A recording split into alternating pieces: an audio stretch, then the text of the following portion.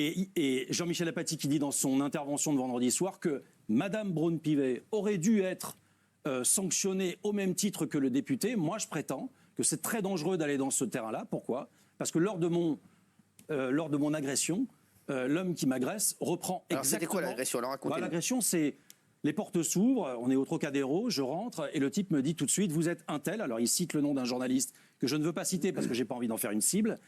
C'est pas moi, donc il me reconnaît pas. Il dit pas Jacques Cardos, quoi, à aucun moment. Et il me dit, vous faites partie du système, vous faites partie du lobby sioniste, etc. Vous protégez d'ailleurs la preuve. Et il reprend cet argumentaire qui a été défendu par Politis et par et par Jean-Michel Apathy vendredi soir. Là où j'ai commis une erreur, et je le dis aujourd'hui en direct, et j'ai aucun problème pour le dire, Jean-Michel Apathy m'a appelé dimanche pour rectifier, je l'ai fait, c'est que j'ai lié directement mon agression à l'intervention de Jean-Michel Apathy. Pourquoi ? Moi, ça n'a pas duré 10 minutes. Hein. La première, c'est qu'il me dit « t'en parles pas à TPMP ». Ah, mais c'est raté.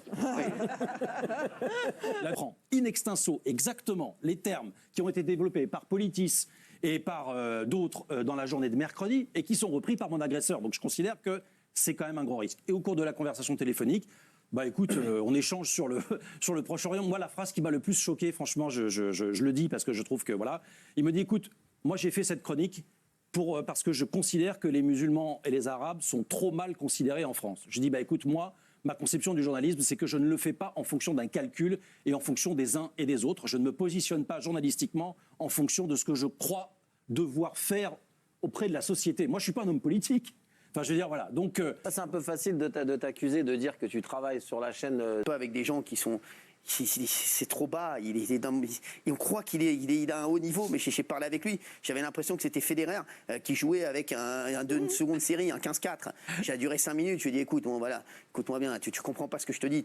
Il est bas de plafond, Jean-Michel Apathy. Il a jamais voulu. Vous savez, c'est pas parce qu'on a l'air un croire à ce qu'on lui dit. Ouais, bon, voilà. Et il m'a reconnu en tant que personne de la C'était quoi la... Il a été violent, t'as eu peur ? Oui, j'ai eu peur parce qu'à un moment donné, j'ai voulu m'échapper, si tu veux. Quand, tout au début, voilà, les gens s'écartent un petit peu, ils se poussent, ils sentent que ça va tourner vinaigre. Il parlait fort et tout ça, il était agité. Ouais, non, il était très calme. Okay. J'ai senti qu'il était sous médicaments. Je pense qu'il n'était pas dans son état normal. Voilà, et il était absolument persuadé de son discours. Il voulait absolument que je reconnaisse que voilà, qu'il y a 2 poids 2 mesures. Ça vous a choqué ou pas ? Pardon ? Ça vous a choqué ? Ah oui, j'ai été choqué. Ah vraiment ? Ouais. Oui, j'ai été choqué. Ma femme me dit ce week-end, mais tu prends plus le métro, quoi. C'est fini, quoi. Ouais. Mais il y a eu un. Non, il y a eu un moment où il m'a. J'ai voulu m'asseoir sur. Vous savez, dans le métro, il y a des banquettes. Je connais le métro. Hein. Non, mais je plaisante. C'était pour détendre un tout petit peu l'atmosphère. Il y a des banquettes l'une contre l'autre. Et en fait, il était collé à cette banquette-là. Il était debout comme ça.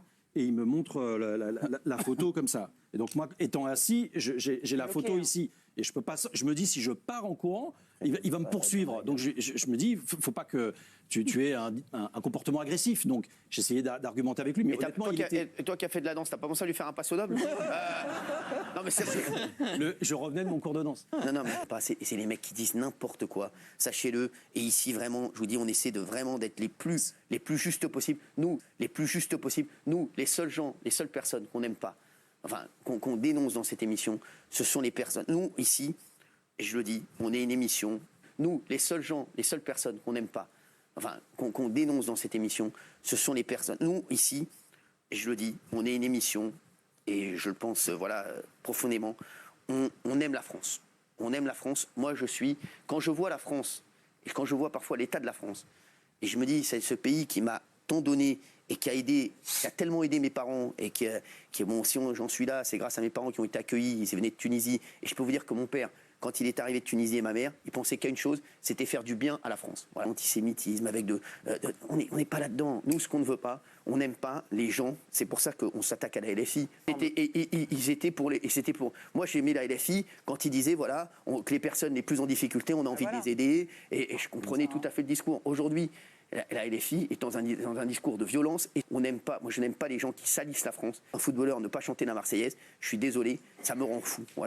Voilà, je suis désolé parce qu'on doit être fier d'être français, fier de notre pays et je peux vous dire que la France est quand même encore un pays exceptionnel et qu'aujourd'hui quand je vois la France autant décliner, sachez-le, ça me fait mal. Voilà, ça doit être pareil pour vous.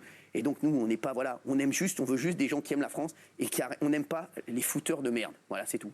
les mecs qui foutent la merde.